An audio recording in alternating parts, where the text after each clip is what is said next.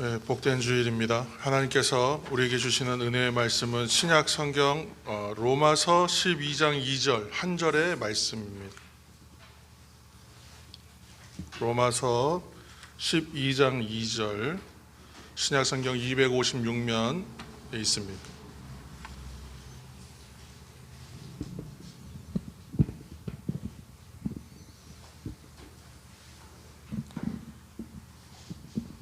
이 한 절의 말씀을 우리가 함께 큰 소리로 함께 합독하겠습니다. 너희는 이 세대를 본받지 말고 오직 마음을 새롭게 함으로 변화를 받아 하나님의 선하시고 기뻐하시고 온전하신 뜻이 무엇인지 분별하도록 하라. 아멘.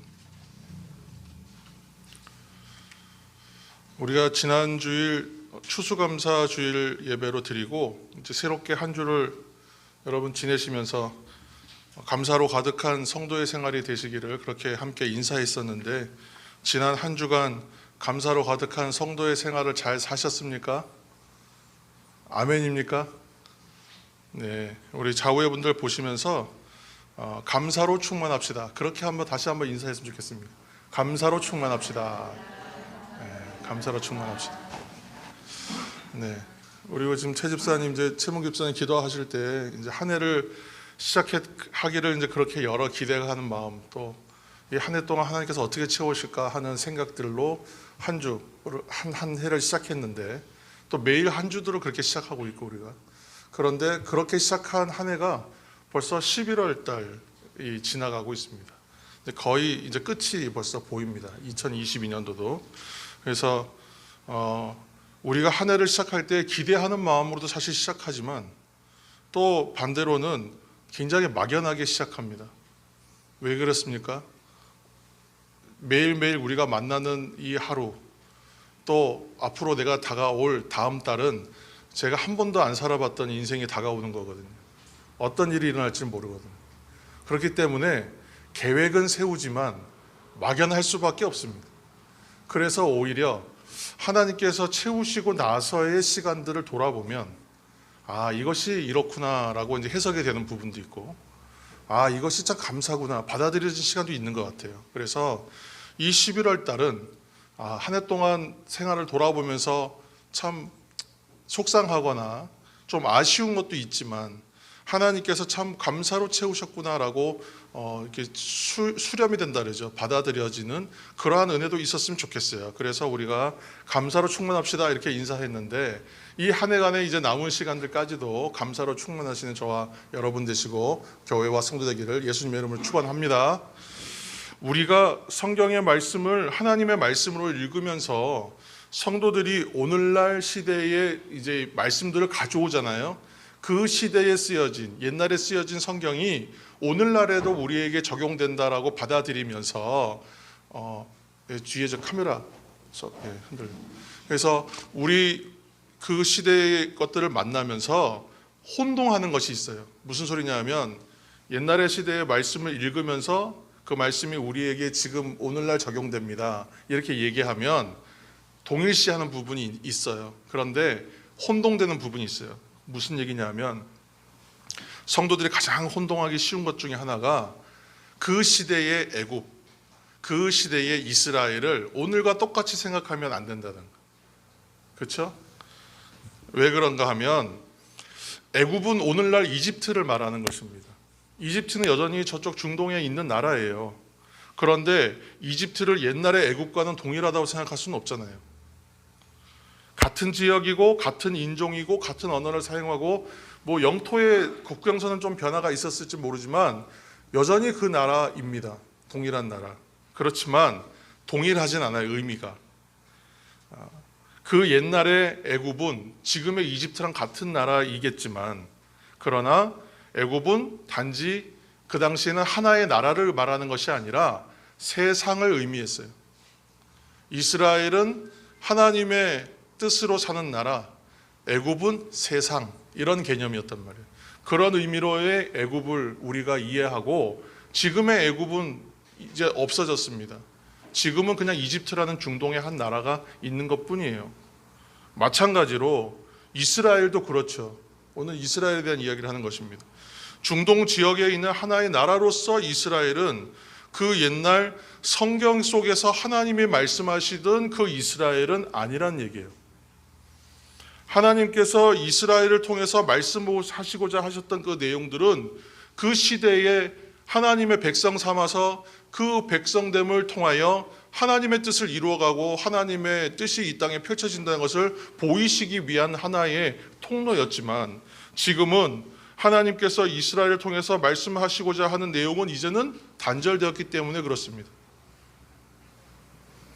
구약 시대에는 이스라엘 백성이 하나님의 백성을 뜻하였지만, 지금은 그 혈통으로만 되는 것이 아니라 오직 믿음으로 말미암아 성도가 되고 구원에 이르는 것입니다. 그러므로 이제 이스라엘 사람으로 태어나서 하나님의 백성이 자동으로 되는 것이 아니라는 거예요. 다만 오직 예수님을 주로 고백할 때 하나님의 백성이 됩니다. 그러나 아시는 것처럼 지금 중동 지방에 있는 지금 현존하는 이스라엘은 어떠냐면 이 사실을 인정하지도 않고요, 이 사실을 알지도 못합니다. 그러면서도 여전히 선민이요, 우리는 선택받은 백성이요, 하나님의 백성이라고 철저하게 믿고 있어요. 선민 사상 가지고 있습니다. 예수님을 메시아로 인정하지 않아요.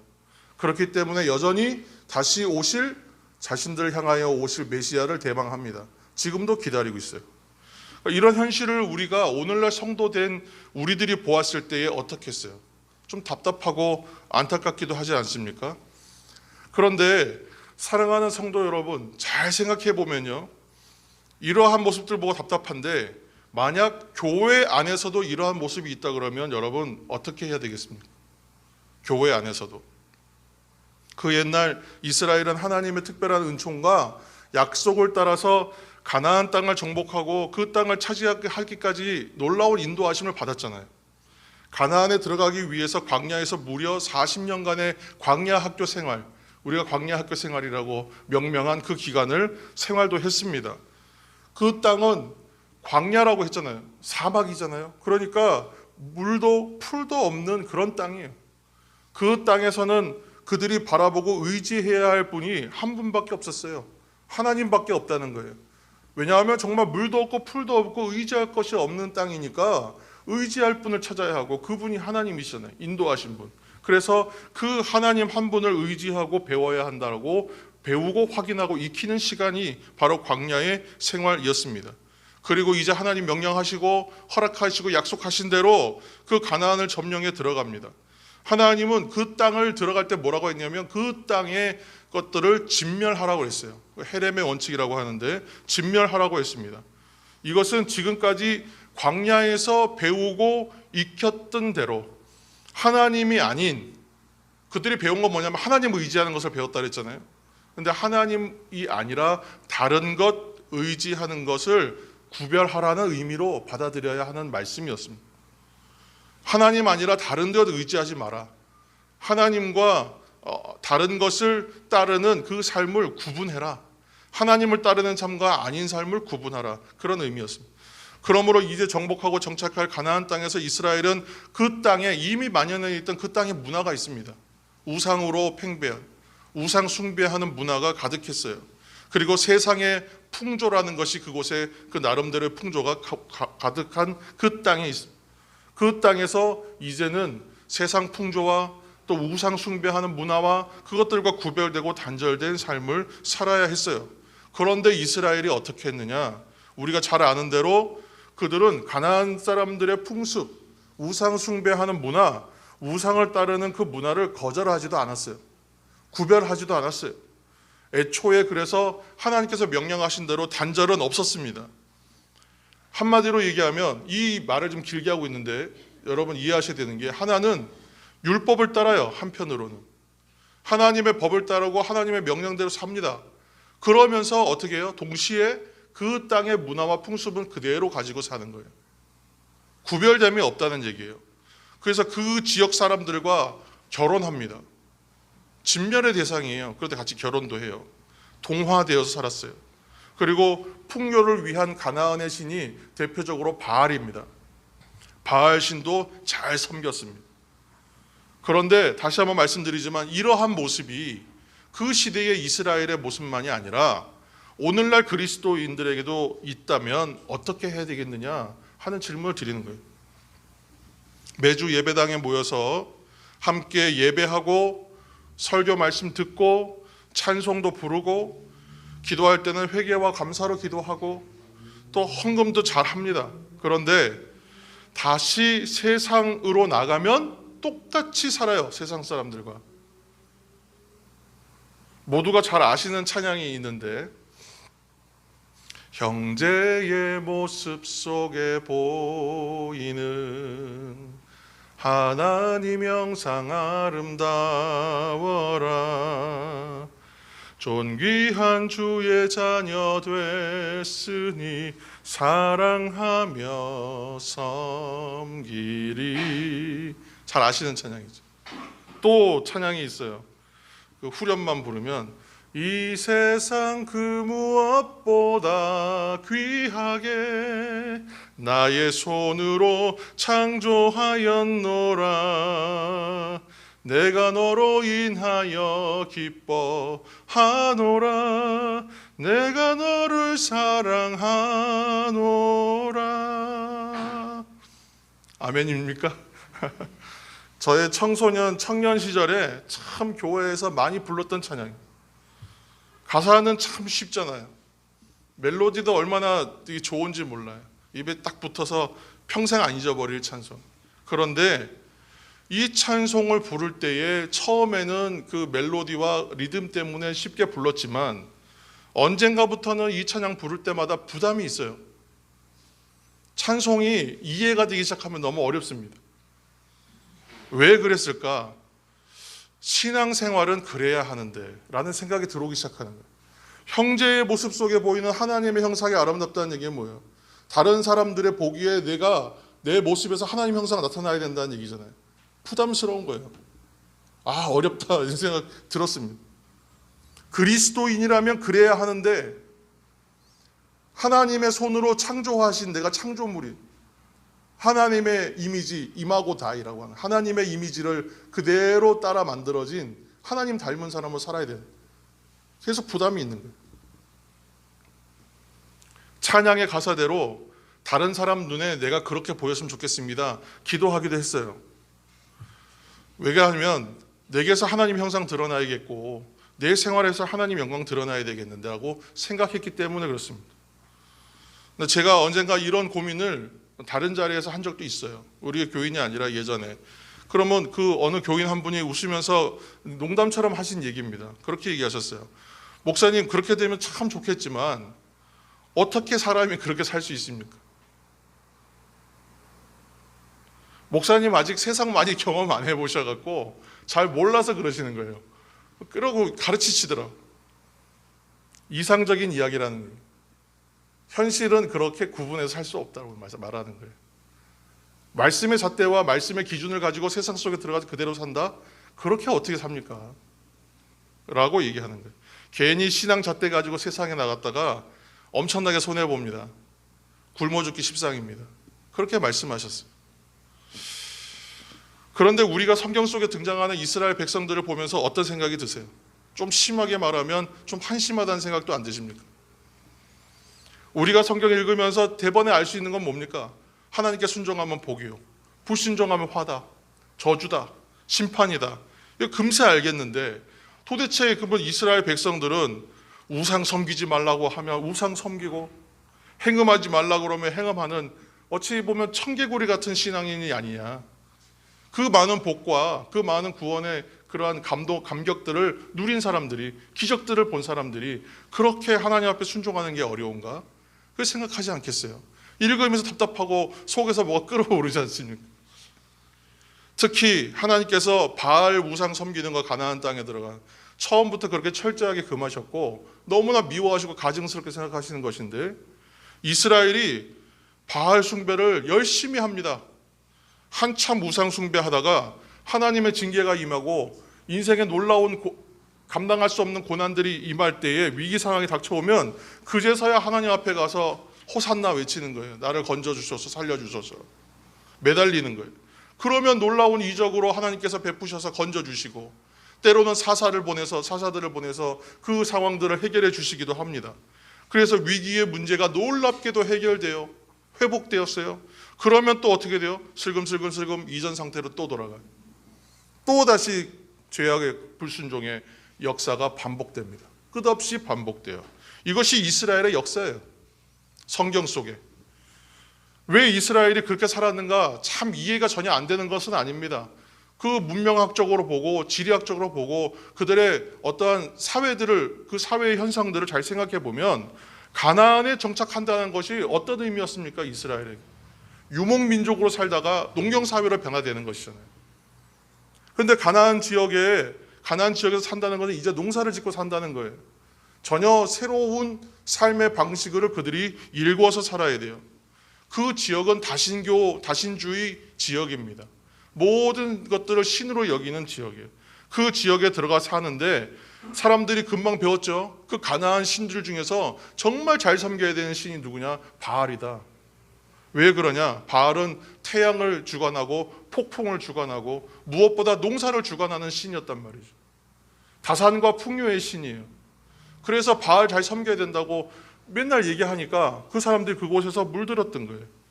시간의 흐름에 따라서 여기까지 자신을 인도하신 하나님은 잘 보이지 않습니다. 놀라운 기적과 이적을 발휘하실 때에는 하나님이 계시다는 것을 깨닫지만 평상시에는 못 느꼈던 거예요.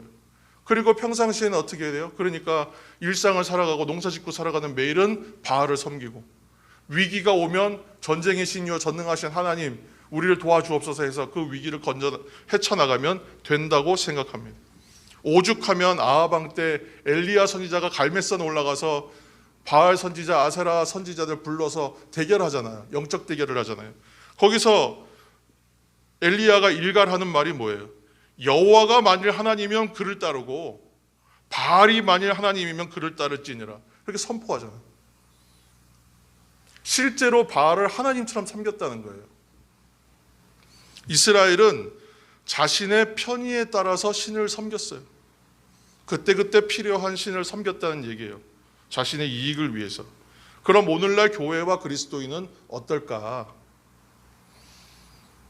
우리가 다른 우상 숭배하지는 않는다. 우리는 좀 다르다라고 생각하실 것입니다. 예배당에는요, 많은 사람들이 모이든 적게 모이든 별반 차이는 없는 것 같아요.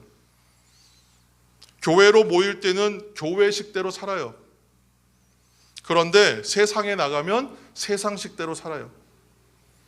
어느 교인의 그 농담처럼 세상을 살려면 이스라엘처럼 교회 안의 생활과 교회 밖의 생활을 잘 구분하여, 다른 의미로 잘 구분하여 거기에 잘 맞춰서 사는 것이 합리적이고 지혜로운 것 같아요. 여러분, 어떤 것이 잘 사는 생활이겠습니까? 성도 여러분, 결과적으로 구약시대 이스라엘 어떻게 됐습니까? 그렇게 살다가 실패했어요. 그렇게 살다가 결국은 망했습니다. 이러한 역사적이고 영적인 교훈을 통해서 오늘날 성도는 어떻게 살아야 될까? 오늘 이 말씀 한 절에서 우리가 의미들을 찾아갑니다. 로마서 12장 2절 말씀을 우리가 함께 다시 한번 읽겠습니다. 너희는 이 세대를 본받지 말고 오직 마음을 새롭게 함으로 선하시고 기뻐하시고 온전하신 뜻이 무엇인지 분별하도록 하라. 아멘. 이 말씀은 우리가 신년을 시작하면서부터 정말 여러 번 우리가 풀어왔던 또 은혜를 받았던 말씀입니다. 오늘 우리에게 주시는 그래서 말씀은 매우 분명하고 선명한 메시지가 있습니다. 특별히 오늘은 이 말씀 가운데 우리가 주목해야 될 표현을 하나를 우리가 함께 나누는데 바로 분별하도록 하라 하는 말씀. 분별하도록 하라. 분별은 성경 안에서 분별에 대한 많은 용례가 있어요. 사용이 있어요. 각각 다른 한 대여섯 가지 정도의 용례가 대표적으로 나옵니다. 그런데 그 분별에 대한 말들은 대체적으로 어떤 의미냐면 되게 그 긍정적인 언어들이 생산적이고 살리는 말입니다. 그 어떤 분은 우리가 어떤 일이나 다른 사람의 행동에 대해서 왜 그랬을까? 저 사람 왜 저렇게 행동하고 저렇게 결정했을까? 하고 분석하고 연구하는 것이 분별이다. 그렇게 분별의 정의도 했습니다만 분별은 결과적으로 어떤 의미냐면 참된 이해로 나아가도록 돕는다는 뜻이 있어요. 그러니까 오늘 이 말씀을 새 한글 성경 번역으로 다시 한번 우리가 읽겠습니다. 새 한글 성경 번역 로마서 12장 2절입니다. 이 세대의 흐름에 자신을 맞추지 말고 생각을 확 새롭게 해서 달라지십시오. 그리하여 하나님의 뜻이 무엇인지 곧 무엇이 선하고 하나님의 마음에 들고 완전한 것인지를 검증하여 밝혀내십시오. 아멘. 오늘 새한글 성경에서는 하나님의 뜻을 검증하여 밝혀내는 것이 분별하는 것이다. 연구하는 거예요. 왜 그랬을까 곰곰이 생각하고 따져보아서 그 안에서 참된 이해를 찾아내는 것이에요. 그것이 분별이란 말씀입니다. 미국의 영성신학자 작년에 이제 돌아가셨는데 마르바더는 우물 밖에서 찾은 분별의 지혜라는 자신의 책에서 뭐라고 표현했냐면 그 좋은 것은 분별은 뭐냐면 생각하여 더 좋은 것을 붙잡는 것인데 그 좋은 것은 오직 하나님의 은혜로 주어지는 것입니다. 그렇게 얘기했어요. 그러니까 무엇이 옳고 무엇이 좋은 것인가를 분별해내는 건데 찾아내는 것이 분별인데 그것은 하나님이 주시는 것이다. 그래서 성도들은요 하나님의 말씀인 성경을 묵상하고 삶의 방향과 지표로 삼는 거예요. 무엇이 옳은가 무엇이 맞는가 지금 왜 그랬는가를 따질 때에 말씀을 기준으로 삼는다는 거예요. 그리고 묵상하고 찾아내면 그 안에서 좋은 것을 찾게 되는데 그 좋은 것은 하나님이 주신다는 거예요. 그러니까 분별의 의미가 그런 뜻이라는 것이죠. 그런데 우리가 분별해야 되는데 그렇다면 매사에 분별해가는 삶이어야 되는데 우리가 그렇지 않다는 거예요. 로마서 14장 10절 말씀 한 절 우리 화면을 보시면서 읽겠습니다. 로마서 14장 10절 내가 어찌하여 내 형제를 판단하느뇨 어찌하여 내 형제를 업신 여기느뇨 우리가 다 하나님의 심판대 앞에 서리라. 아멘. 무슨 말이냐면 분별해야 되는데 분별하기보다는 판단한다 라고 얘기해요. 성경 안에서 분별은 긍정적 언어, 판단한다는 부정적 언어로 쓰여요. 긍정은 살리는 말이요 생명으로 이끄는 말이지만 판단하는 말은 죽이는 말이에요. 정죄하는 말입니다. 그래서 성경에서는 분별을 긍정하는 언어이기 때문에 분별하라. 판단은 판단하지 말라 이렇게 얘기하는 거예요. 사람에 대해서 분별은요 이해로 나아간다 그랬죠. 결국은 그래서 그 사람이 어떠한 사람인가를 이해하게 돼요. 이해하게 되면 많이 알게 되고 많이 안다는 것은 그만큼 더 많이 사랑할 수 있어요. 그런데 판단은 어떻게 해요? 몇 가지를 보고 결단을 내려버리는 거예요. 그 사람에 대해 평가를 끝내버립니다. 그리고는 어떻게 해요? 외면해버리는 것이죠. 부정적 결론에 도착하게 된다는 거예요. 그래서 로마서 지금 14장 말씀을 우리가 한 절 읽었는데 로마서 14장 말씀을 몇 절 더 읽을 것입니다만 14장의 로마서의 내용들을 쭉 잘 살펴보시면 비판하지 말라는 표현이 계속 나와요. 형제에 대하여 다른 이들의 행동에 대하여. 그런데 예전 성경 개역 한글 성경에는 그 비판에 대한 여러 표현들이 거의 대부분 판단이란 말로 썼어요. 근데 지금은 비판이란 말로 통일해 놨습니다. 그래서 혹시 개역 한글 성경 있으신 분은 로마서 14장을 두 개를 이렇게 놓고 대조하시면서 보세요. 아니면 인터넷에 역본 비교들이 많이 나옵니다. 그래서 보셔서 함께 비교해서 보시면 아 이런 표현들로 쓰였구나. 그래서 지금 로마서 읽은 14장은 형제에 대해서 판단하지 마라, 비판하지 마라 이 동일한 언어로 쓰고 있거든요. 사도 바울이 굉장히 강력하게 권고하는 거예요. 경고하는 거예요. 굉장히 여러 번 나옵니다.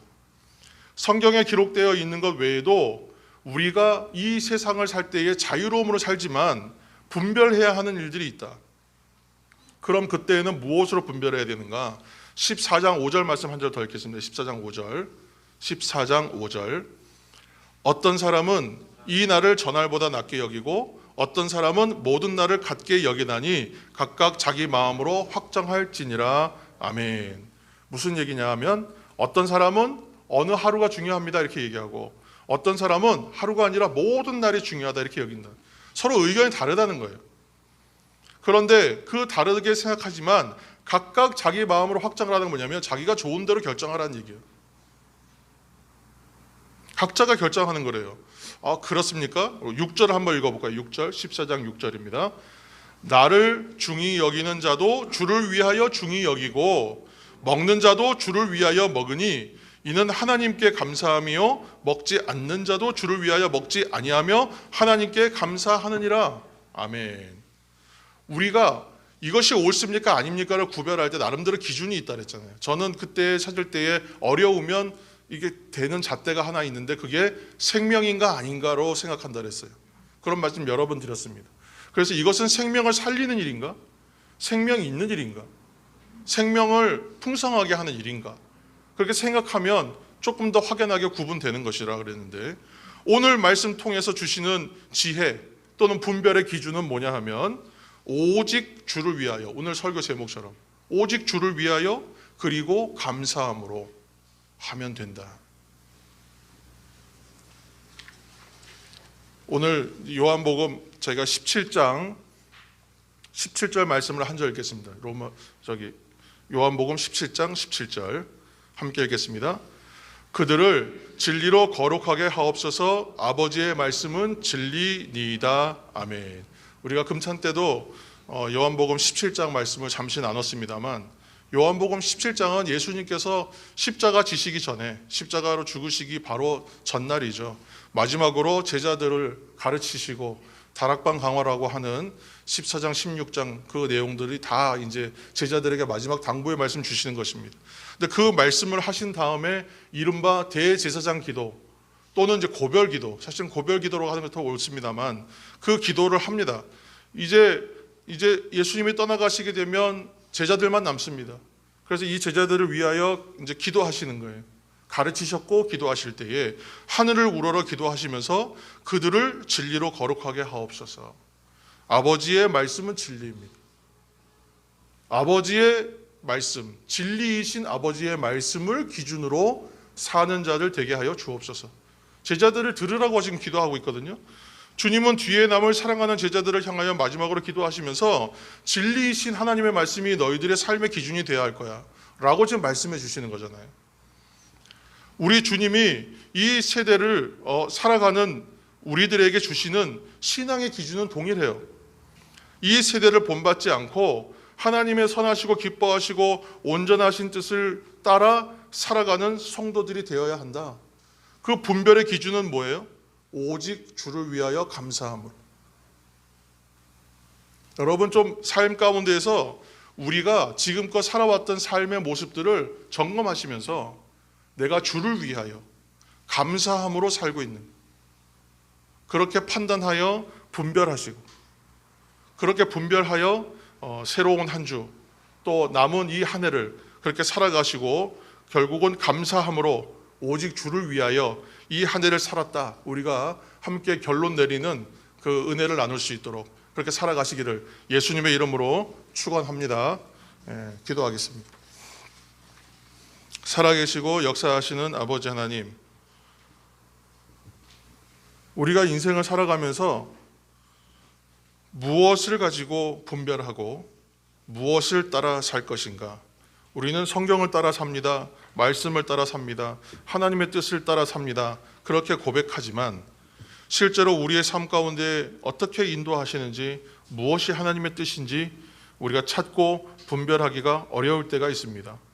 아버지 하나님, 그때에 여전히 우리는 성경을 기준으로 삼을 것이나 성경으로 기준하여 우리가 분별할 수 없고 이해할 수 없는 일들을 만났을 때에, 결론 내릴 수 없는 일들을 만났을 때에 무엇으로 분별할까 여길 때에 주를 위하여, 오직 주님만을 위하여, 오직 하나님을 위하여, 그리고 감사함으로 할 수 있는 일이고 할 수 없는 일이라는 것을 우리가 분별할 수 있도록 인도하여 주셔서 우리의 삶에 결정해온 모든 삶의 여정이, 우리의 모든 삶의 결과가, 우리의 인생이 오직 주를 위한 인생, 오직 감사함으로 산 인생이 될 수 있도록 인도하여 주옵소서.